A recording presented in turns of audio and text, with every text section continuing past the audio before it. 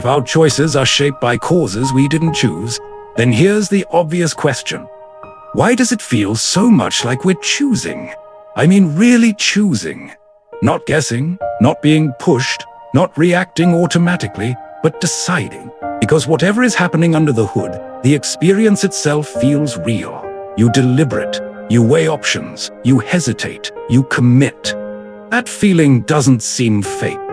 So if freedom is an illusion, it's a very convincing one. And it turns out there's a reason for that. Let's start with something simple. When you decide what to say in a conversation, do you experience the thousands of microprocesses happening in your brain? The memory retrieval, the emotional filtering, the threat assessment, the social calibration? Of course not. You experience the result. You become aware of a thought already formed, an option already available, a desire already leaning in a certain direction. Consciousness doesn't feel like a factory. It feels like a control room. And that's the first clue. Your awareness isn't where decisions are manufactured. It's where decisions are presented. Think of it like this. You don't experience your stomach digesting food. You experience hunger or satisfaction. You don't experience your immune system fighting infection. You experience fatigue or relief. In the same way, you don't experience decision-making at the level it actually occurs. You experience the summary. By the time a choice shows up in awareness, most of the work is already done. Neuroscience has been quietly confirming this for years. Brain activity associated with decisions begins before conscious awareness. Sometimes seconds before. Sometimes longer. And this is not because you're broken or because you're a robot. It is because consciousness was never meant to micromanage reality. Its job is interpretation, not orchestration. And this is where the illusion of freedom gets its strength. You experience deliberation. You think, I could do this, or I could do that. But notice something subtle. You never choose what options appear in the first place. They arrive, generated by memory, emotion, conditioning, imagination, fear, and desire. You can evaluate options, compare them, reflect on them, but you don't create them from nothing. Deliberation feels like authorship, but it's really assessment. And because that assessment happens consciously, it feels like control. Here's a useful analogy. Imagine watching a movie where the camera follows a character so closely that you forget there's a script. You feel every decision, every pause, every emotional struggle. But the story is already moving along a path. Your consciousness is like that camera. It's embedded in the process, so it feels central. But central doesn't mean causal. Now here's the important part. This illusion isn't a bug, it's a feature.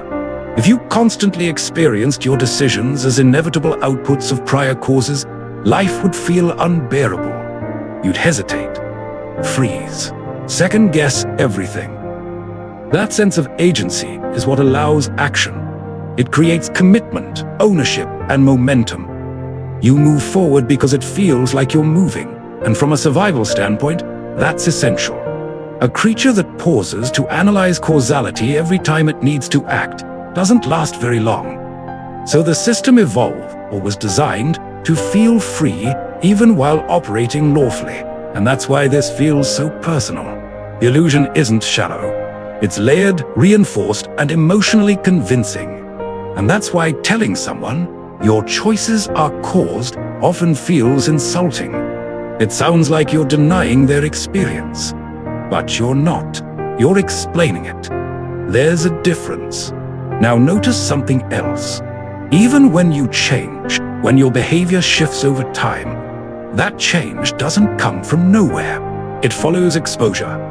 New information, new pain, new consequences, new insight, new grace. The system updates. And once it updates, you respond differently. Change feels like freedom, but it's actually transformation. And transformation always has a cause. This is where the conversation starts brushing up against theology, because Christianity has never portrayed the human heart as neutral, autonomous, or self-originating. It speaks of inclinations, of hearts being shaped, of desires being redirected, not as an insult to humanity, but as an explanation of it. We'll go much deeper into that later.